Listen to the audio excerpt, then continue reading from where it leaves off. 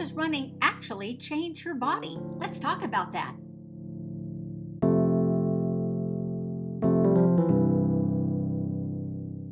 Hello, fellow geeks, and welcome back to Running Geek Girl. My name is Heather, and I am glad you are here.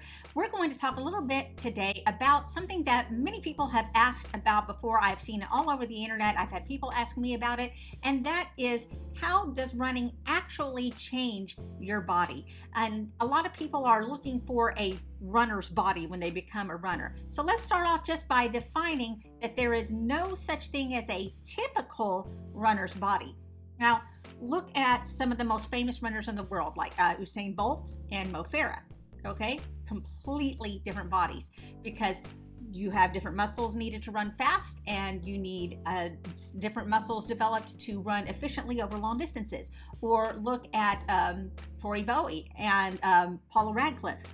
Again, totally different bodies because totally different types of running. So there is no runner's body that you should be aiming for. Your runner's body and body composition is going to be dictated by your build, your genetics, what you're eating, and how it is you're training.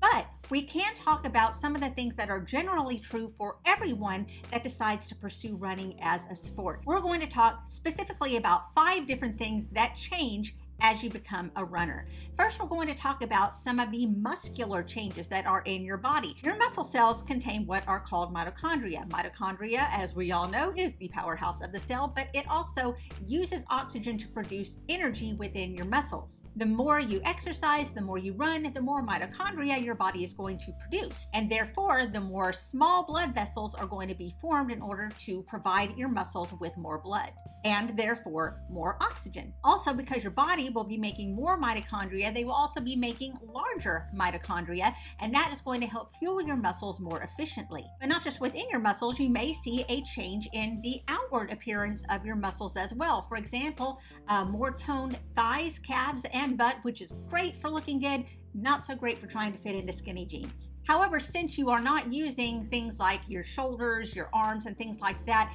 in your running workouts, you will need to concentrate on those in separate workouts outside of your running if you want to maintain any type of muscle tone in other areas of your body. The second change we're going to talk about are changes in your skeletal structure. So if you're wondering how a workout can help strengthen your bones, you need to go all the way back to the 19th century with a surgeon named Julius Wolff, who created what is called Wolff's Law. Wolff stated that your bones will adapt to stress that is placed on them, so putting a load through your lower body by running causes the bones in your legs to strengthen over a period of time. Running is an impact activity, which means that with each foot contact of your foot hitting the ground, the bones in your lower legs are exposed to forces 2 or 3 times your body weight. Those impact forces are really beneficial to your bones because it drives changes in your bone mineral density, which lowers the risk of osteoporosis later in life.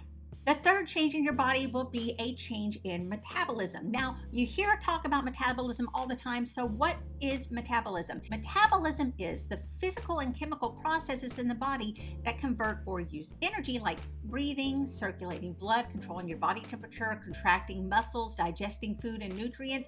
All of these need energy in order to happen. The body draws the energy from calories and all the food and drink that you consume. Total amount of energy that you need to function is going to vary depending on your age, your height, your weight, and your activity levels. So when you perform exercises such as running, your metabolism increases to support the increased energetic command. So when you perform exercises such as running, then your metabolism increases because your energy demands are also increasing. This helps you burn off calories and in the long term helps reduce body fat. So when you finish a run, especially if it's a high intensity run, your metabolism remains elevated for up to 36 hours, meaning you're burning more calories even while you're resting.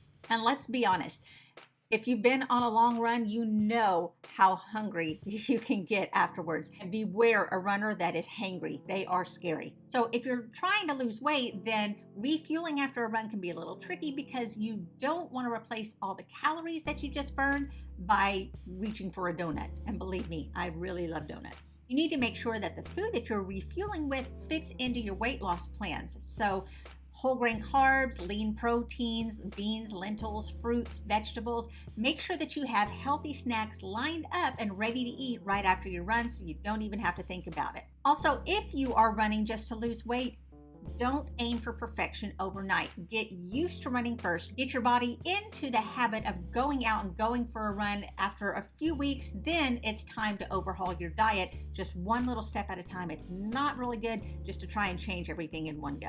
The fourth thing we're going to talk about that's a change that happens in your body when you run is a change in cardiovascular fitness. Now, cardiovascular disease is anything that is going to affect your heart or blood vessels that impairs the system, like fatty deposits building up in the arteries, increased risk of blood clots, strokes, heart attacks, coronary heart disease. But if you are a runner or if you are a heavy exerciser, then staying active actually helps counter a lot of these conditions. There is evidence that regularly participating in even just a little bit of aerobic exercise several times a week, like running, reduces your risk of developing cardiovascular disease.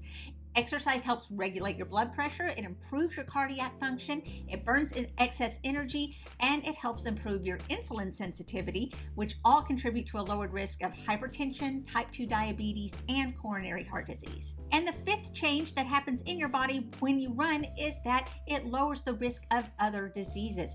A study here in America found that when you compare to those who have a more sedentary lifestyle, female runners will produce a more potent form of estrogen that protects them from developing uterine, breast, or colon cancer by reducing the risk by up to 50%. Studies show that for anyone who takes up running, you can decrease your risk of death by natural causes by up to 27%.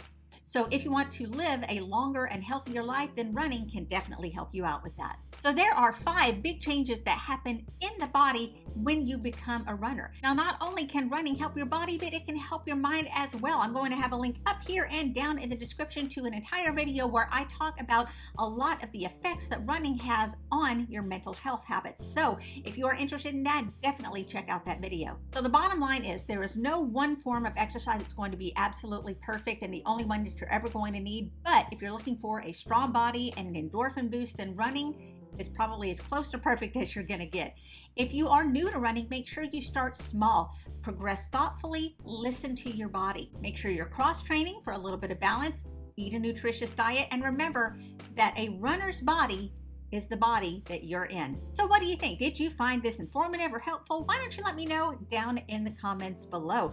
You can also subscribe to the channel. It doesn't cost you a thing and it keeps you up to date on all the running content I have coming out all the time.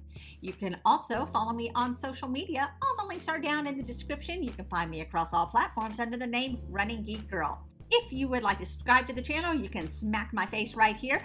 This video right here is going to tell you a little bit more about running versus walking when it comes to weight loss. And this video right here is one that YouTube thinks that you will enjoy. Thanks for joining me. Remember to laugh hard, run fast, and be kind. I will see you later.